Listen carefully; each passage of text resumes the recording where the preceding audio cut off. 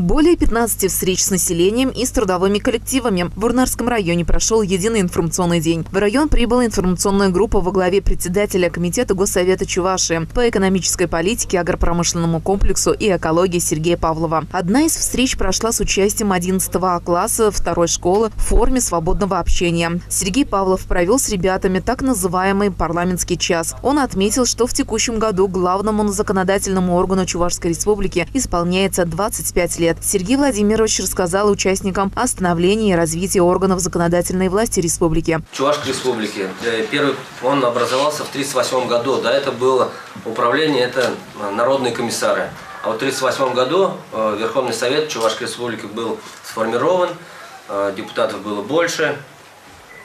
И, в принципе, задача его была такая же. Но в 1991 году у нас начались, как сказать, преобразования. Может быть, вам это сейчас трудно представить, но это история наша. Я думаю, что вы вкратце все-таки должны знать.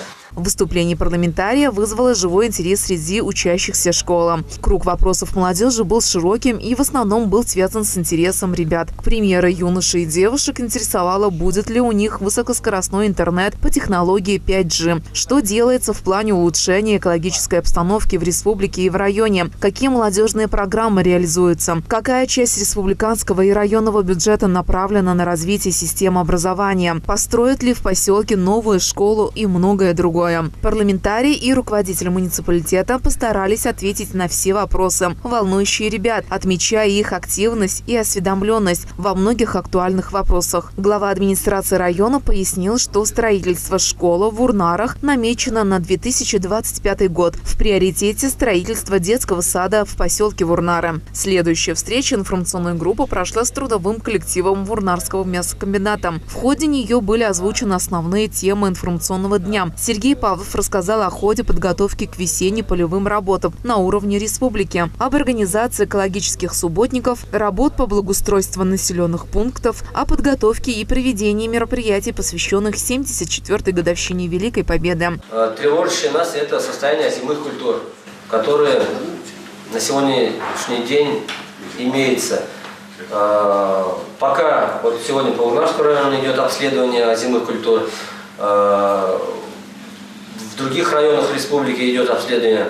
Пока официально 25% гибель, но с учетом того, что вот сегодня гидромедцентр, сотрудники гидромедцентра объезд делают, то около 50. Глава администрации района Леонид Николаев, добавляя по указанным темам, основное внимание уделил вопросам соблюдения пожарной безопасности. Он подчеркнул, что с начала текущего года в районе произошло 15 пожаров, которые унесли жизни 4 людей. Работников предприятия интересовало, какие участки дорог будут отремонтированы в текущем году, а именно дорога в направлении села Янгорчино, будет ли пересмотрен тариф на вывоз мусора для жителей поселков. Ремонт дворовых территорий Ленина 2, Ашмарова 36, будем ремонтировать, асфальт ложить на 4 миллиона где-то примерно, вот по поселку что.